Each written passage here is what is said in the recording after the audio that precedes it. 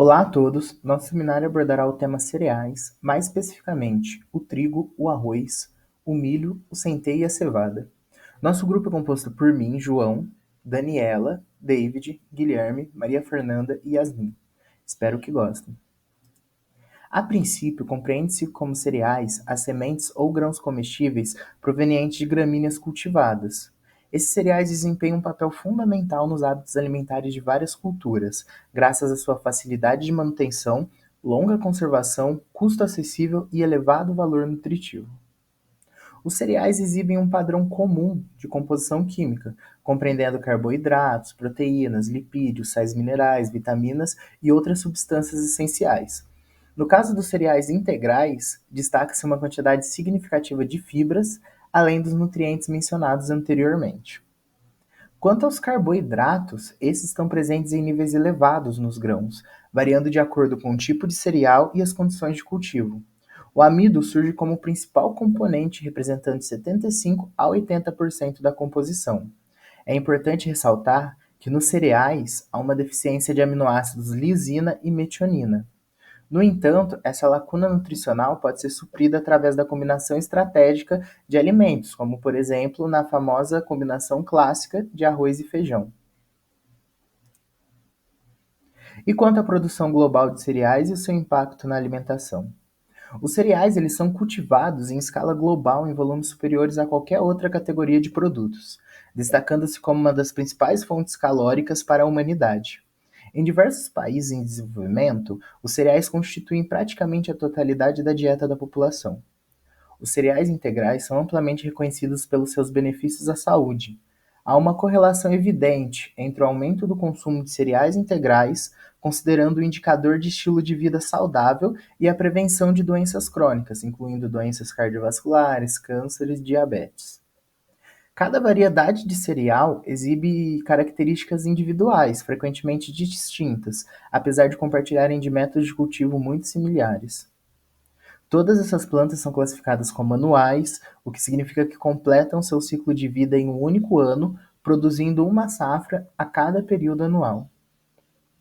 Os cereais eles passam por um processo de transformação, com o objetivo de criar produtos que atendam às preferências dos consumidores.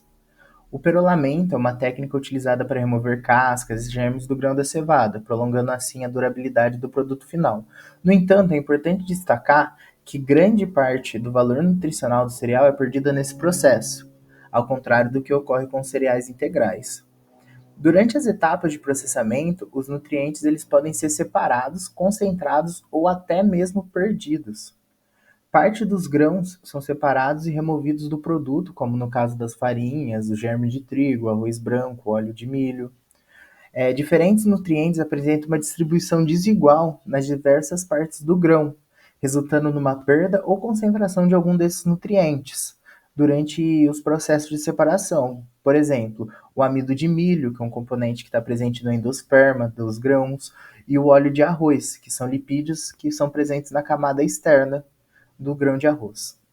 Mudanças químicas, como a inativação de enzimas e a hidrólise de polissacarídeos, bem como alterações físicas nos nutrientes, como a difusão de vitaminas durante a parabolização do arroz, podem ocorrer durante esses processos. Esses mais tópicos vão ser abordados ao longo da nossa apresentação. O cereal escolhido para iniciar essa apresentação foi especificamente o trigo. O trigo ele participa da família das gramíneas, de uma subfamília de gramíneas de clima frio, e ele é representado pelo gênero Trítico. A gente tem três tipos de espécies famosas nesse gênero: o Trítico monococcum, o Trítico durum e o nosso tradicional trigo comum, que é o Triticum aestivum. Como líder global na produção de alimentos, o trigo ele desempenha um papel fundamental em nossa alimentação diária. Mas é nas diferentes variedades do trigo que a gente encontra uma série de características únicas, que moldam não apenas sua aparência, mas também sua capacidade de se adaptar a diferentes climas agrícolas. Essa variedade de trigo se distingue em muitos aspectos, desde o tamanho das plantas até características importantes, como a quantidade de comida que produzem e o tipo de nutrientes que existem em suas sementes. Além disso, características como a qualidade da proteína, a resistência a doenças e a habilidade de crescer em solos mais ácidos contribuem para a diversidade desse grupo, oferecendo aos agricultores opções adaptadas às condições locais. Compreender essas diferenças não é apenas importante para escolher os melhores tipos de trigo para o plantio, mas também para garantir que a agricultura seja sustentável e possa fornecer alimentos em diferentes partes do mundo. A capacidade das espécies de trigo de se adaptarem a diferentes tipos de clima destaca a necessidade de abordagens flexíveis na agricultura e nas tecnologias para tirar o máximo de proveito dessas variedades em diferentes locais do nosso planeta. Além disso, é interessante a gente observar como as diferentes aparências das plantas de trigo não apenas ajudam na classificação entre elas, mas também nos fornecem pistas valiosas sobre como elas podem resistir às condições adversas ou prosperar em ambientes específicos. Agora a gente vai explorar alguns aspectos cruciais relacionados ao trigo, focando especialmente nas suas características fundamentais que influenciam sua qualidade e versatilidade como grão. Um dos fatores determinantes é o teor de água presente nos grãos, ou seja, a umidade. Essa proporção não apenas afeta o peso do grão, mas também tem implicações significativas no rendimento da moagem, na conservação e em suas características tecnológicas. Compreender a influência desse teor de água não é só nos processos industriais que se faz necessária, mas também no armazenamento, ao longo prazo, é essencial para garantir a qualidade do produto final. Além disso, a água disponível exerce um papel vital na germinação do grão, seu crescimento e na prevenção do desenvolvimento de fungos indesejáveis. Cerca de 12 a 14% do trigo é composto por água, principalmente no germe, que é uma parte rica em vitamina E, e que desempenha um papel fundamental na nutrição do grão. Dentro da composição do trigo, nós temos também os minerais, que desempenham um papel crucial. Os cereais, em geral, eles possuem cerca de 1,5 a 2,5% de minerais, sendo o fósforo o mineral mais abundante no trigo, além dele também conter um pouco de selênio. Compreender esses elementos minerais é essencial para entender as propriedades nutricionais e a contribuição do trigo numa dieta balanceada e planejada. A produção de amido constitui aproximadamente 72% do peso do grão e é um ponto crucial a ser considerado, sendo ele o maior destaque dos carboidratos presentes nesse grão. Essa síntese ocorre nos aminoplastos, resultando em dois polímeros fundamentais, que é a amilose e a amilopectina. As propriedades do amido, como a gelatinização e retrogradação, têm impacto direto na textura e sabor dos produtos finais derivados do trigo, como os pães e as massas. Quanto às proteínas que esse grão apresenta, existe uma divisão entre proteínas solúveis, como a albumina e a globulina, e as proteínas de reserva, como a gliadina e a glutenina, formadoras do glúten. A presença do glúten é fundamental na produção de produtos panificáveis, pois essa rede proteica que o glúten forma retém o dióxido de carbono, que é o CO2, gerado durante a fermentação, conferindo a textura desejada aos pães, o crescimento e aos familiares. Esses elementos complexos se entrelaçam para definir não apenas as características físicas do trigo e de seus derivados, nem tampouco seu papel na indústria alimentícia e sua contribuição nutricional. Ao compreender esses aspectos, nós ganhamos uma perspectiva mais completa sobre como o trigo desempenha um papel vital na nossa alimentação cotidiana. Aqui a gente trouxe um gráfico para apresentar para vocês, e nesse gráfico a gente pode observar a relação da porcentagem de proteínas no trigo com a dureza dos grãos e como esses aspectos influenciam na qualidade da farinha produzida. No eixo Y a gente tem a porcentagem de proteínas no trigo, enquanto no eixo X a gente tem a relação de dureza dos grãos de trigo. Assim, a gente pode observar que conforme aumenta a porcentagem de proteínas no trigo, a gente tem um aumento na dureza dos grãos e resultando em farinhas mais nobres observadas nesse gráfico apresentado. Dando continuidade ao trabalho, vamos adentrar no mundo do queridinho pelos brasileiros, o arroz. Esse grão é amplamente reconhecido pelo seu valor energético e a sua riqueza em proteínas, sais minerais e vitaminas do complexo B. Desempenha um papel crucial na saúde e na alimentação humana. O arroz não é apenas uma fonte de energia, mas também demonstrou benefícios notáveis na saúde, contribuindo para o controle de glicose sanguínea, redução dos lipídios séricos e da pressão arterial. Seu consumo regular tem sido associado à prevenção e controle de doenças crônicas, incluindo diabetes e doenças cardiovasculares. Aqui na imagem a gente tem uma representação do grão de arroz, desde o seu processo quando ele ainda está em casca, retirando essa casca, ficando com o pericarpo, a leurona, o endosperma e o germe, a gente tem o arroz integral. Retirando o pericarpo e a leurona, nós temos o farelo de arroz. E retirando todas essas partes, sobrando apenas o endosperma, nós temos o arroz polido, o arroz branco, que é o mais famoso entre nós brasileiros. Em relação a essa classificação, a gente vai estar abordando o método de preparo mais à frente do trabalho. Ao examinarmos os constituintes principais do arroz, encontramos um predomínio de amido, que é um carboidrato, composto por cadeias de amilose e amilopectina. A quantidade relativa desses componentes não apenas influencia a textura dos grãos, com maior teor de amilose, resultando em uma textura mais firme, mas também tem impacto direto na resposta glicêmica e insulinêmica, sendo essencial para pessoas que buscam controlar esses aspectos. Além do amido, o arroz contém açúcares livres e fibras. A fibra alimentar, composta por polissacarídeos não digeridos pelas enzimas no trato gastrointestinal, desempenha um papel crucial na prevenção da constipação e na redução da pressão arterial, destacando a importância de considerar não apenas os macronutrientes, mas também os compostos funcionais presentes no arroz. No que diz respeito às proteínas, o arroz representa um teor relativamente baixo, cerca de 7% apenas, organizadas em dois tipos de corpos proteicos. Os corpos proteicos 1, que são ricos em prolaminas, e os corpos proteicos 2, ricos em glutelina e globulina. A qualidade da proteína é influenciada pelo conteúdo de aminoácidos, e pesquisas estão sendo conduzidas para estar aumentando a concentração desses aminoácidos essenciais, como a lisina, a metionina e a cisteína, por meio de algumas modificações genéticas. Destaca-se também sobre os lipídios, que sua concentração no arroz é mais elevada no germe e na camada de aleurona, sendo o arroz integral a variante que preserva essa parte e, portanto, possui uma maior concentração de lipídio. Esses lipídios contêm uma proporção significativa de ácidos graxos insaturados e desempenham papéis importantes em diversos processos biológicos. A concentração de minerais no arroz varia nas diferentes frações do grão. Enquanto o silício é dominante no arroz com casca, o arroz integral e polido destacam-se por conter fósforo, potássio, magnésio. No entanto, é crucial notar que a biodisponibilidade desses minerais pode ser afetada pela presença de fibra e de ácido fítico no arroz integral, o que pode influenciar a absorção pelo organismo. E quanto às vitaminas e metabólitos secundários? O arroz é notável por conter principalmente vitaminas do complexo B e alfa-tocoferol, a vitamina E, sendo elementos essenciais para diversas funções fisiológicas.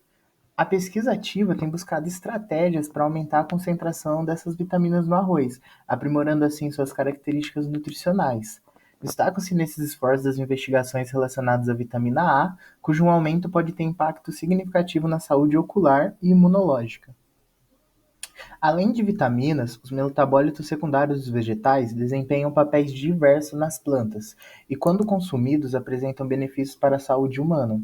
Sua ação antioxidante, por exemplo, desempenha um papel vital na prevenção de danos celulares e está associada à redução do risco de doenças crônicas, incluindo aquelas relacionadas ao sistema cardiovascular, diabetes e ao câncer. Outro aspecto importante é a relação do arroz como forma de armazenamento de fósforo. Enquanto o fósforo é um nutriente essencial e apresenta de fitatos, considerados prejudiciais à nutrição, podem contribuir para uma menor absorção de vários minerais importantes. Essa dualidade ressalta a complexidade na interação entre os nutrientes e a necessidade de compreender não apenas os benefícios, mas também as potenciais limitações na absorção dos nutrientes associados ao consumo do arroz. Aqui a gente pode observar um esquema de como é feito o processamento do arroz. O arroz em casca passa por um processo de beneficiamento e, se for apenas descascado, ele recebe o título de arroz integral. Tal arroz pode passar pelo processo de remoção da película e do germe, que é o embrião do arroz, por meio do polimento de grãos, dando origem ao farelo e ao arroz polido. As vitaminas e sais minerais estão concentradas na película e na germe, sendo assim, fazendo parte do farelo do arroz. O endosperma, que é o órgão de reserva nutricional do grão, contendo basicamente amido, é o produto final consumido pela população e chamado de arroz polido. Caso o arroz com casca seja conduzido diretamente a um tratamento hidrotérmico de cozimento, ele será intitulado de arroz parbolizado. O processo de parbolização ocorre em três etapas. A etapa de encharcamento consiste no arroz com casca sendo colocado em tanques com água quente por algumas horas e as vitaminas e sais minerais vão migrando para o interior do grão à medida que esse vai absorvendo água. Em seguida, vem um processo de gelatinização do amido. O arroz úmido ele é submetido a uma temperatura mais elevada, em vapor e sob pressão, sofrendo uma alteração na estrutura cristalina do amido. O grão ele fica mais compacto e, enfim, os nutrientes ficam fixados no seu interior. Por fim, o arroz é levado para secagem para passar posteriormente pelos processos de descascamento, polimento e seleção. O arroz parbolizado ele tem diversas vantagens. Ele fica mais soltinho quando cozido, ele rende mais na panela, ele conserva-se por mais tempo e com os grãos inteiros e, principalmente, preserva suas propriedades nutritivas, já que a película que dá origem ao farelo não foi retirada nesse processo. E agora vamos abordar alguns subprodutos do arroz. O farelo de arroz, que é obtido durante o processamento de extração de óleo, surge como um subproduto significativo do beneficiamento do arroz, onde a película e a germe são majoritariamente removidas pelo polimento dos grãos. Embora tradicionalmente tenha sido aproveitado como aditivo em rações animais e como adubo, recentes descobertas revelam seu potencial valor nutricional. Além de ser uma boa fonte de fibras, os lipídios presentes no farelo também apresentam benefícios à vida e à saúde. Vale destacar que as fibras do farelo têm uma notável capacidade de retenção de água e de óleo. Essas propriedades têm impulsionado o desenvolvimento de uma variedade de produtos industrializados, incluindo a produção de laxativos pela indústria farmacêutica, entre outros. A farinha de arroz, por sua vez, é obtida por meio do cozimento do arroz quebrado, utilizando o processo como extrusão, vapor ou pressão. Após esse processo, o produto é cuidadosamente seco e moído, resultando em uma versátil matéria-prima com ampla aplicação na indústria alimentícia. Essa farinha de arroz tem encontrado seu lugar na fabricação de diversos produtos, desde pães, massas até molhos, contribuindo para essa diversificação e melhoria de texturas em uma variedade de alimentos. Ambos os subprodutos, farelo e farinha de arroz, não só ressaltam a importância da sustentabilidade na gestão dos recursos alimentares, mas também evidenciam as oportunidades de aproveitar ao máximo cada componente do arroz. Essa abordagem integral não apenas minimiza o desperdício, mas também abre novos horizontes para aplicações e tecnologias inovadoras em diversas indústrias, criando assim uma interconexão valiosa entre os processos agrícolas e os setores produtivos. Bom, agora eu vou falar um pouco sobre o milho. O milho, ele é originado das Américas, a sua disseminação é global e tornou-se crucial para a alimentação e economia. Atualmente é um dos cereais mais vendidos do mundo, graças à sua diversidade e adaptabilidade. Existem diversos tipos e cada variedade possui propriedades únicas, tanto referente à sua adaptação como aos seus traços. As variações mais conhecidas são milho dentado, comum, duro, doce, híbrido, dentre outros. Sua produção dá-se anualmente e é cultivado durante primavera-verão, visto sua preferência com clima quente e drenado. É importante também a gente citar sua estrutura. É composto por o endosperma, que contém maior fonte de amido, que vai conferir a energia, o germen, que é rico em óleos, e o pericarpo, que vai fornecer a proteção para esse grão. Sobre as suas características, a gente pode citar os carboidratos, que é uma excelente fonte de energia, as proteínas, que são compostas por aminoácidos essenciais, os lipídios, que vão ser encontrados em forma de óleo, as vitaminas, onde a gente encontra a vitamina A, que é importante para a saúde ocular, a vitamina B, que vai desempenhar um papel crucial no metabolismo, e a vitamina C, que é um antioxidante essencial. Sobre os minerais, a gente pode citar o ferro, zinco, magnésio, fósforo, que vão cumprir funções metabólicas. Sobre os antioxidantes, a gente pode citar os carotenoides e os flavonoides, que vão neutralizar radicais livres. As fibras, elas podem estar no seu estado solúvel e insolúvel e são benéficas para a digestão. E a gente também encontra uma grande quantidade de água no milho. O milho, por sua versatilidade, pode ser feitos alguns produtos a partir dele, como farinhas a partir da moagem, óleos pela extração do germen e prensagem, xarope, que é quando o amido sofre hidrólise enzimática, cereais a partir da farinha e adição de água e aromatizantes, bem como ração de animais, que são feitas também a partir da farinha e adição de algumas vitaminas, proteínas que vão ser essenciais para a produção. Sobre a aveia, a gente pode citar a variedade também de espécies, mas a mais consumida e conhecida é a aveia branca. Sua principal característica é a presença de casca forte e fibrosa, que é um subproduto do processo de moagem. Ela é uma planta que se adapta melhor em climas frios e úmidos. Sobre a sua composição química, a gente pode citar que ela é rica em fibras, proteínas, carboidratos, gorduras, vitaminas e minerais. Ela também é rica em compostos fenólicos com atividade antioxidantes e se enquadra também numa determinação de grão integral, porque mesmo após o processamento, ela apresenta o mesmo balanço de nutrientes. Seu processamento consiste em seleção da aveia, higienização dos grãos, eles são descascados e submetidos a vapor para inativar enzimas, como as lipases, que podem tornar o grão rançoso. Depois, é feito o processo de tostagem, porque ela vai reduzir a umidade e vai conferir uma estocagem por maior tempo e melhorar o sabor também.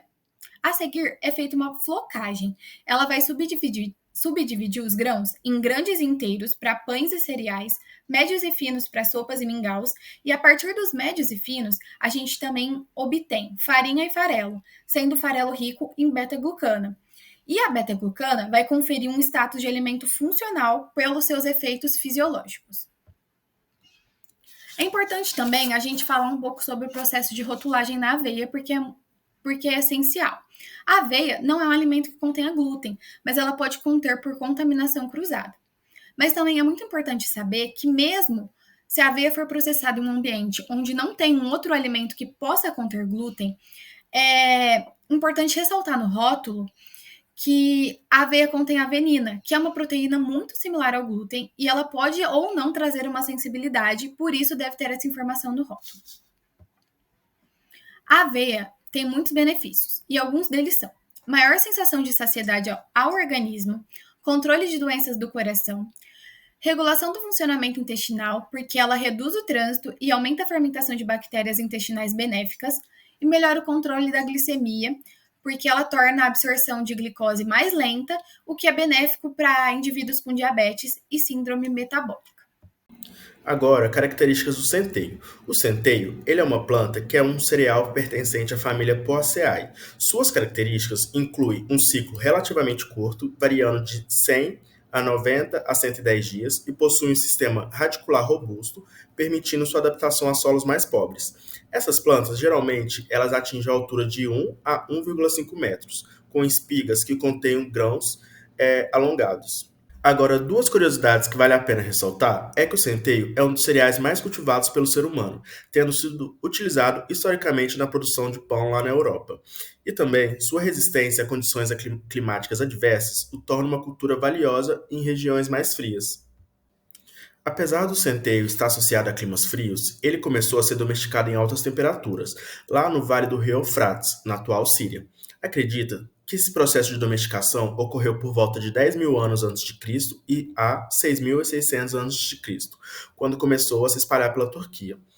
Esse cereal também, ele ganhou fama na Europa Central e passou a ser um alimento comum entre a população pobre por ser resistente a climas frios e solos pobres em nutrientes. E essa popularidade do grão entre menos privilegiados a mais privilegiados, a elite, foi enxergando que é um alimento com produto de baixa qualidade. Em tipos de centeios, Tem o primeiro que eu citei, que é o Secale cereale, que é um variante mais amplamente cultivado, que utiliza produtos alimentícios e na produção de ração animal. E também tem o centeio selvagem, o Secale montano. Ele é encontrado em ambientes mais naturais e ele é menos cultivado, mas pode apresentar a resistência a pragas e as doenças, sendo assim benéfico. Em benefícios do centeio, podemos citar que ele é rico em fibra. Sendo assim, esse grão ele contém um valor considerável de fibras alimentares que beneficiam a saúde intestinal, que aumenta a sensação de saciedade, e, sendo assim, auxilia na perda de peso. Ele tem um índice glicêmico baixo. A viscosidade do centeio faz com que ele seja de difícil digestão. Por isso, os níveis de glicose no sangue não aumentam muito depois desse consumo. Ele também reduz aquele colesterol que chamamos de ruim. Funciona com as beta-glucanas, que encontradas na farinha do centeio reduzem os níveis de LDL no sangue. Ele também é rico em vitaminas e minerais. O centeio tem 30% a mais de ferro que o trigo, além de ter 2 vezes mais potássio. O grão também é rico em vitaminas de complexo B. E ele contém antioxidantes que combatem os radicais livres. Na rotulagem do centeio, é necessário destacar o nome científico, Secale cereale, e a presença de glúten. Isso é crucial para informar os consumidores que são sensíveis ao glúten ou os que sofrem de doença celíaca, uma condição autoimune. Na composição química dos centeios, temos os carboidratos, que é uma excelente fonte de carboidrato, principalmente na forma de amido. Os carboidratos representam a maior parte da composição do grão. Temos as proteínas. O centeio contém proteínas, embora em menor quantidade do que algumas outras fontes de proteínas, como a cevada. As proteínas dos centeios podem ser uma boa adição à dieta. Temos as fibras.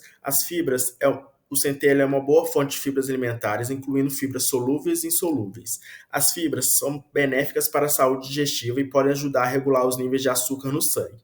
Temos as vitaminas. O centeio ele contém várias vitaminas, incluindo vitaminas do complexo B, como tiamina, riboflavina, niacina, ácido patotênico, piridoxina e ácido fólico. E ele também pode conter pequenas quantidades da vitamina E. E os minerais. O centeio é uma fonte de mineral essencial, como ferro, magnésio, fósforo, zinco e manganês. Temos as gorduras. O centeio contém uma pequena quantidade de gorduras, principalmente na sua forma de ácidos graxos insaturados.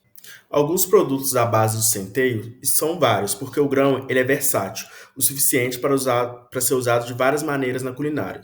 Primeiro, pão de centeio. Pão de centeio é um dos produtos mais conhecidos, ele pode variar em densidade, sabor, dependendo da proporção de farinha do centeio usado como ingredientes adicionais. Tem a cerveja de centeio. Algumas cervejarias produzem cervejas de centeio que têm um sabor distintivo em comparação com cervejas feitas predominantemente com cevadas. Tem o whisky de centeio. O whisky de centeio ele é destilado a partir de uma mistura de grãos que inclui centeio, assim como a cerveja. O centeio ele pode conferir sabores característicos à bebida.